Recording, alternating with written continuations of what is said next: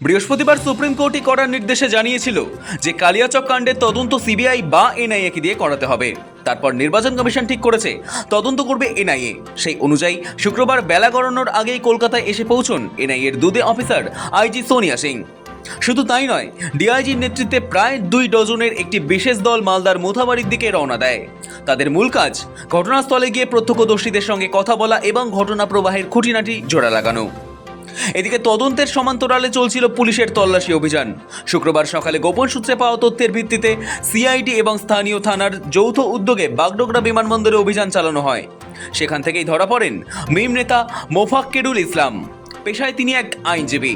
তদন্তকারী সংস্থার দাবি, এই ঘটনার সঙ্গে তার যোগসূত্র গুরুত্বপূর্ণ। ধৃতকে মালদায় নিয়ে গিয়ে জিজ্ঞাসাবাদের প্রস্তুতি চলছে।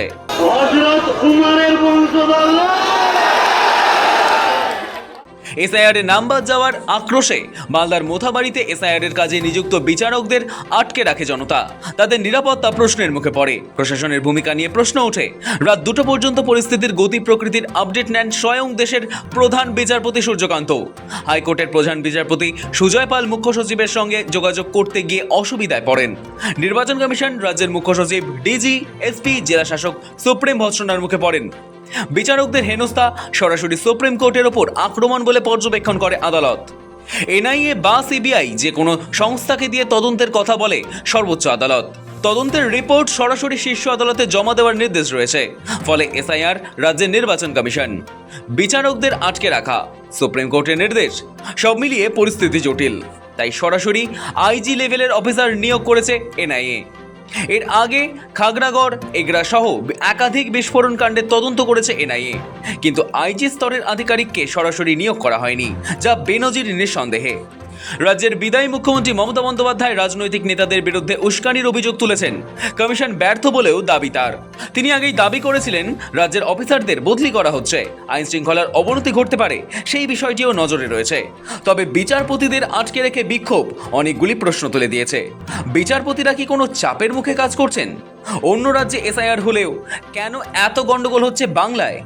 এসআইআর প্রক্রিয়াতেও কি কোনো প্রভাব ছিল? এনআইএর রিপোর্টের ওপর নির্ভর করছে অনেক কিছুই। 6 এপ্রিল প্রথম রিপোর্ট জমা পড়ার পর শুনানির পর সবই স্পষ্ট হবে। তবে ভোটমুখী কোনো রাজ্যের মামলায় এনআইএ আইজির পদমর্যাদার অফিসার তদন্তে নেতৃত্ব দেবে, দেশের ইতিহাসে বেনজির তা বলার অপেক্ষা রাখে না। কালিয়াচকের ঘটনাকে ঘিরে শুরু থেকেই কঠোর অবস্থানে রয়েছে প্রশাসন। একদিকে এনআইএর উচ্চপদস্থ আধিকারিকের সরাসরি তদারকি, অন্যদিকে পুলিশের হাতে গুরুত্বপূর্ণ অভিযুক্তের গ্রেপ্তার।